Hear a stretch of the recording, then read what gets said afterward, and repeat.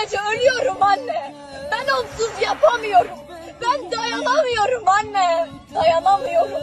Ben onsuzluğa alışamıyorum. Ben yapamıyorum anne. Yapamıyorum. Gülüşünü, gözlerinin rengini unutamıyorum diyemedim anne. Diyemedim. Bu yüzden ben bu dünyada en çok yalanı, ulan en büyük yalanı ben ağlamadım diyerek anneme söyledim be.